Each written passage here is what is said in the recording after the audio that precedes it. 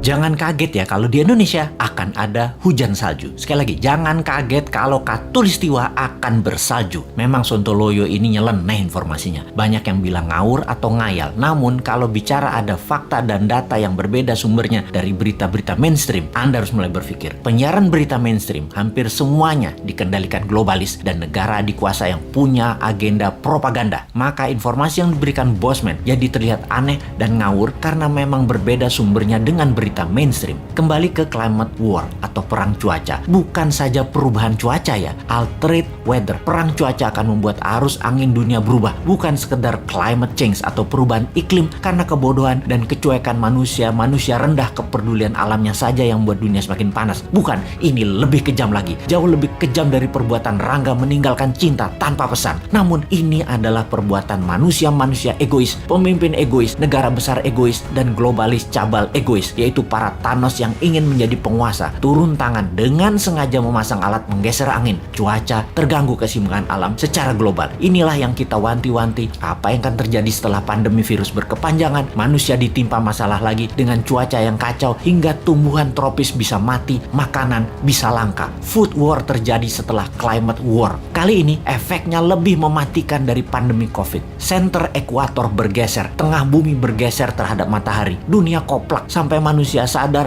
bahwa kita punya common enemy atau musuh bersama, yaitu alam yang tidak dipelihara. Seperti tubuh manusia tidak dipelihara di usia senja, berbagai penyakit dideritanya. Ternyata sahabat, ada fakta lain kalau kita ingin membalik semua keadaan tersebut. Banyak buktinya. Misalnya, ada seseorang di usia 65 tahun baru mulai hidup sehat. Di usia 80 tahun usia biologisnya, tetapi body age-nya seperti orang berumur 30 tahunan karena dirawat dengan baik walaupun mulainya dari umur 65. Dia makan sehat, olahraga, dan lain sejenisnya. Sekali, padahal selama 65 tahun hidupnya berantakan, namun ketika diputuskan berubah 180 derajat, balik arah, semua bisa jadi muda lagi, sehat lagi. Dunia pun sama. Selama ini dunia tidak dirawat oleh manusia, maka penyakit bumi itu banyak. Hal inilah yang membuat bumi menua dengan cepat dan menjadi renta. Tapi bukan tidak bisa disembuhkan. Bisa, selama kita semua sepakat berjuang memperbaiki. Indonesia di tahun 2045 adalah pemimpin yang akan memimpin perbaikan alam dunia ini semua. Untuk itu, New Mind selama 24 tahun ke depan hingga tahun 2045 akan pegang kendali utuh, menyelesaikan masalah dalam negeri dan luar negeri, menyetop kegilaan Amerika dan Tiongkok, serta menyetop globalis cabal. Ini bukan impian kosong. Ini mungkin impian segelintir orang awalnya. Namun ketika 1 juta orang percaya, akan jadi collective belief. Ketika 10 juta orang pertama, kekuatan keyakinan makin besar. Dan ketika 100 juta orang percaya, maka Indonesia akan bergetar. Ketika 270 juta orang Indonesia percaya, Indonesia menang. Dan ketika 1 miliar manusia percaya, dunia semakin sehat. Ketika 5 miliar manusia sepakat, maka dunia damai selamanya. Saat ini silahkan kalian percaya dengan pejabat yang mendukung penyedot nikel dari tanah air tercinta ini hingga 3 tahun ke depan supaya musnah cadangan nikelnya. Silahkan dukung. Tapi kalau mau Indonesia baru, dunia baru, siapkan konsep bernegara yang membuat Indonesia akan menjadi negara superpower. Ubah pola pikir lama dan semua pejabat incumbent termasuk yang mencalonkan di tahun 2024 yang dari incumbent. Mereka semua pikirannya lama. New Mind,